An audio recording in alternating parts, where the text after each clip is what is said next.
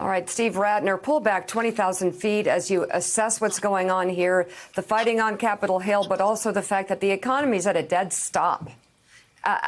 Where are we headed here? The economy is at a dead stop, Mika, and where we're headed here is into a very, very deep recession, almost certainly going to be substantially deeper than the great financial crisis was 10, 12 years ago. And we're going to have massive unemployment up over 15% for sure. It probably already is in the double digits, maybe 20% or more. And it's going to go on for a long time. And this chart you're looking at here shows that essentially just based on the workers who've already filed for unemployment insurance, we have lost as many jobs, about 22 million, as we created in the entire decade after the financial crisis ended. And it's not going to be one of the, some people think it's going to be one of these V things where the economy immediately snaps back as soon as we come out of this, kind of like the Munchkins coming out in Wizard of Oz after the Wicked Witch's house drops down on top of them. I don't think it's going to be like that. I talked to lots of CEOs, lots of companies who talk about the fact that they're going to be slow to rehire. They're going to be cutting capital expenditure budgets. Nobody believes that industries like travel are going to come snapping back, or that industries like restaurants are going to come snapping back. And so we're looking at a prolonged period of unemployment. And the chart you just saw flash by was basically that economists have been gradually making their unemployment projections more and more conservative, cautious, whatever you want to call it.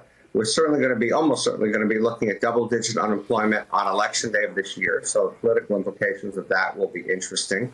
And it almost always takes longer to get out of one of these holes than when you get into it.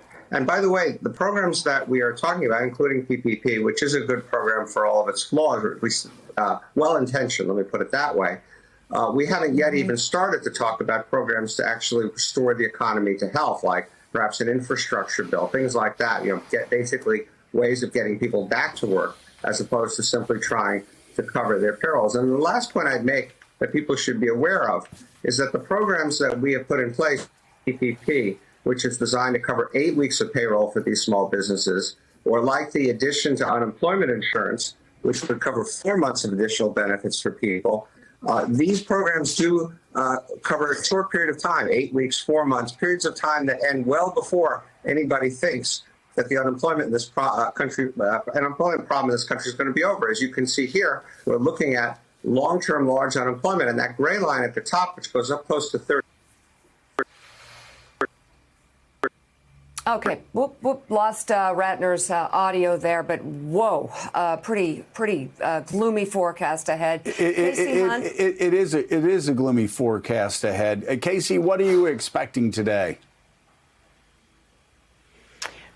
Well, Joe, I mean, I think that what Rattner just laid out there shows you the kind of pressure that everyone is under here in Washington. And, one of the things I think we're all grappling with in a way that is, it's so hard to get your head around it. There may come a point where there isn't much left for Washington to do. I mean, we've already spent $2.2 trillion. And I think, the subtext of conversations that I'm having with members and staffers as they haggle over these small things is this kind of looming bigger question of, well, what if we get to a point where what we're doing doesn't work anymore? And, I hate to be doomsday about it, but, this is a crisis that we are grappling with on an order of magnitude that we could never, perhaps we could argue it could have been anticipated, but that we certainly didn't expect. And, one thing that I know we're almost harping on this, right? But one of the last sticking points in this negotiation, I'm told this morning, is how to spend the money on testing, whether,